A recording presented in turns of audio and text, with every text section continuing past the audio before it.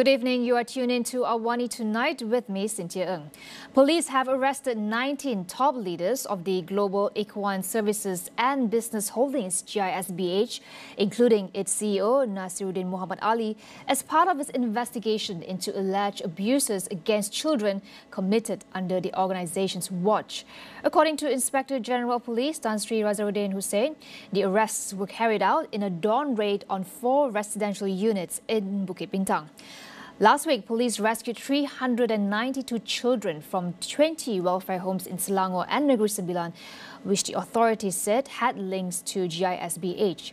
They also arrested 171 people, including an ustaz and a hostel warden. Investigations so far revealed that at least 13 of the children were allegedly sodomized or taught to sexually assault others. GISBH had denied the allegations. Earlier this morning, 3 men claimed trial in the Sessions Court in Seremban to a total of 14 counts of sexual assault on boys aged between 9 and 11 at a religious school linked to GISBH. The men, who are teaching assistants, are accused of committing the offences in Kuala Pilah between 2022 and 2023. They face up to 20 years in prison and whipping if found guilty. In another development, police arrested 5 men suspected of having links with GISBH and seized 2 motorhomes bearing the company's logo at the Bukit Kayu Hitam border heading towards Thailand. The MACC has obtained an order to remand 2 enforcement officers for allegedly being involved with a syndicate allowing foreigners into the country via KLIA 1 and KLIA 2. One of those remanded was reported to be the mastermind behind the illegal operation. One of the suspects was ordered to be detained for 5 days and the other for 7 days.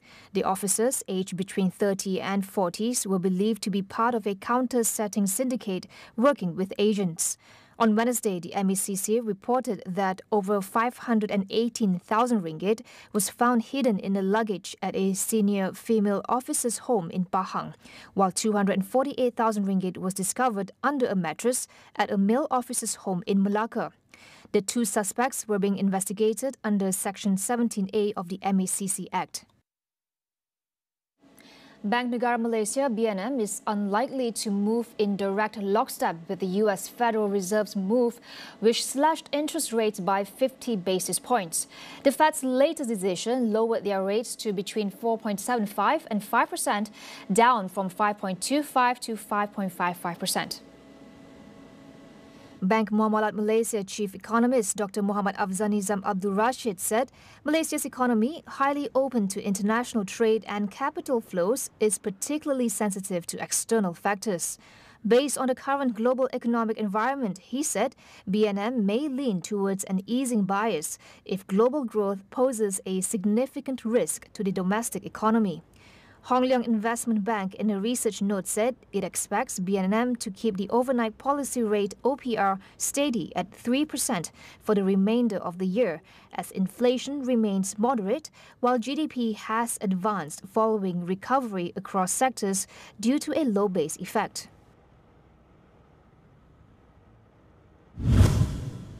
Malaysia is rapidly aging, with 15% of the population expected to be 60 or older by 2030.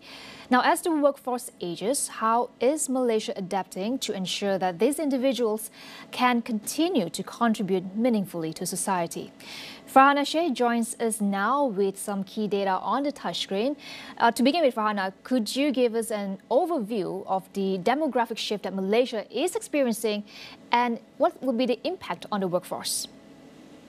Thank you, Cynthia. Sure thing.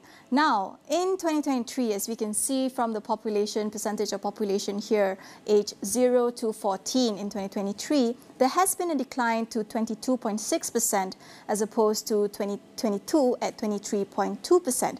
Now, this signals that the population who will enter the workforce is becoming smaller. Now, as compared that to those over the age of 65, there has been an increase in 2023 at 7.4%, as opposed to 7.2% at 2022. So this shows that the retirees will soon outnumber those who are of working age, putting a strain on the workforce. So with this, Malaysia will have to rethink the idea of working age and also support the older workers in the workplace. Let's hear what Professor Dr. Rahimah Ibrahim, Director of My Aging at UPM, has to say. We keep talking about raising the retirement age, but not necessarily on re-employing older persons into the labour force. And a lot of stereotypes are going around about older workers. You know, they are no longer productive. They are, they are out of touch with the new technology or new work systems.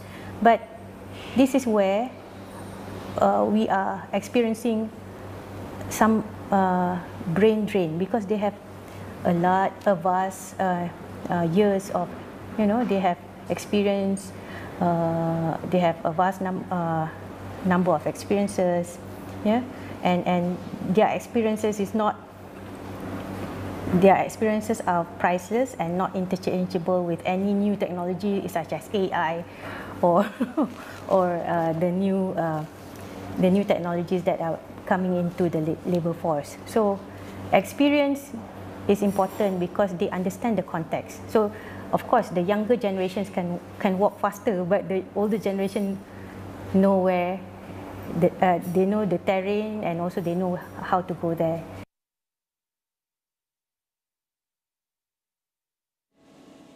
Well, certainly the older workforce does bring more experience. And also we also have to take into account that life expectancy in Malaysia is increasing.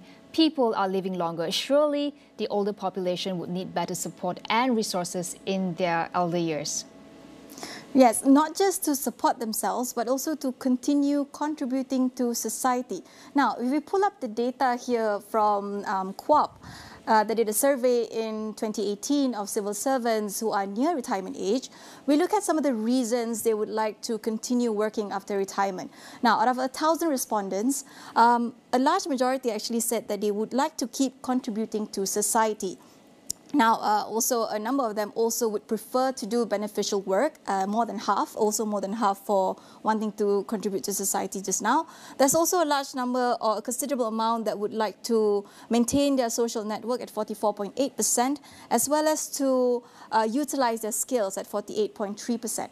Now, these are motives and aspirations and incentives for them to continue working after retirement, but working as an elderly in the workforce also comes with a number of challenges, and Prof. Rahimah has a lot to say about this. Let's have a listen.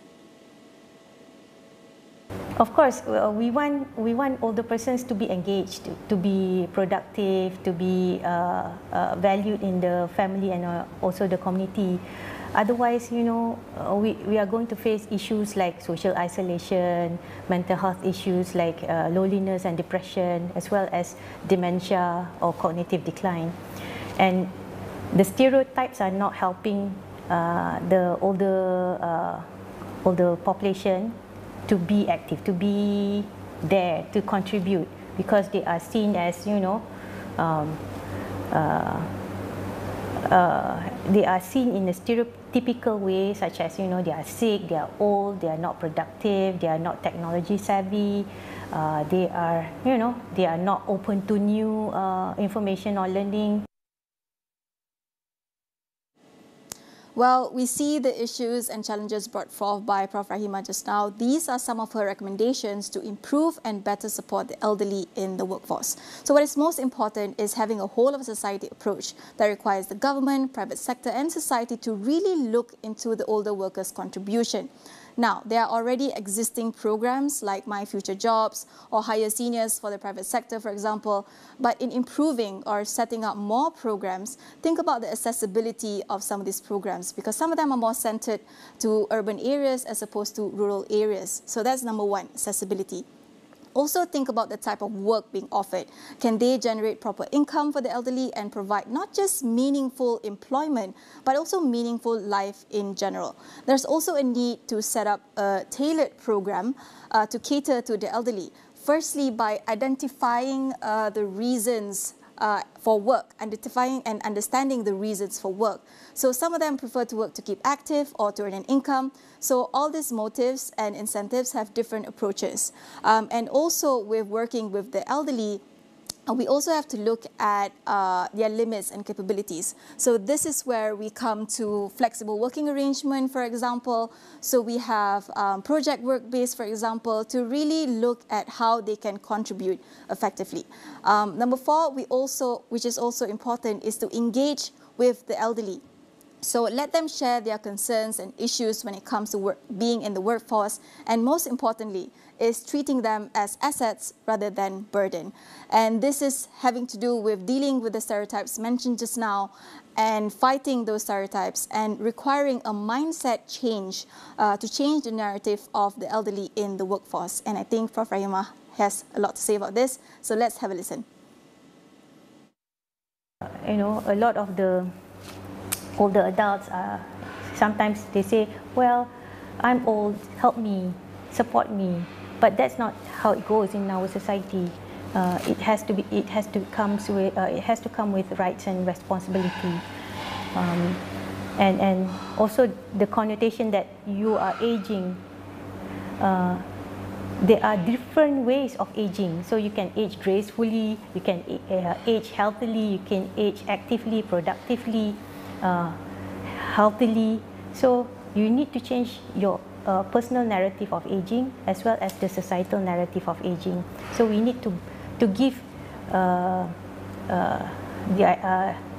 to challenge the stereotype of aging or ageism. You know, that older adults are weak, sick, frail. These are all stereotypical view of older adults. Not all older adults need welfare. They need support, of course. They need opportunities. They need meaningful engagement by the policymakers or program developers. Even in technology, we need an elderly-friendly technology. We need elderly-friendly design. We need elderly-friendly housing, which enables them to then be more active, more productive in the community. So the mindset of the person who is aging and also the people as a society in facing population aging has to change. Aging is not fatal. Aging is, how should I say? Aging is not a burden. It is an opportunity if we can change the narrative.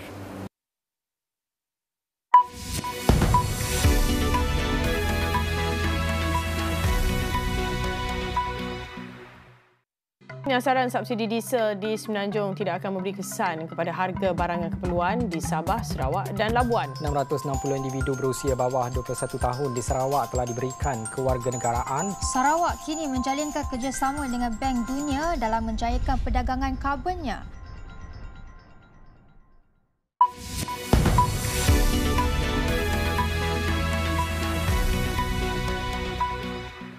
Welcome back. At least 20 people were killed when more communication devices exploded in coordinated attacks across Lebanon.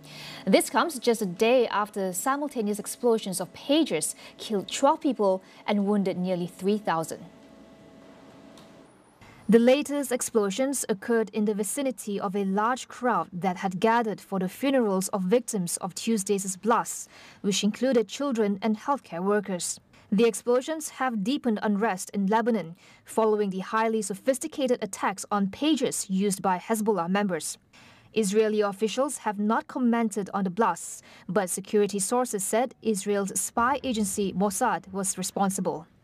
A Hezbollah official said the episode was the biggest security breach in the group's history. These attacks, alongside Israel's ongoing 11-month offensive in Gaza, have raised fears of an escalation at Lebanon's border, threatening a broader regional conflict. That wraps up AWANI Tonight. I'm Cynthia Ng. Thank you for watching. Good night.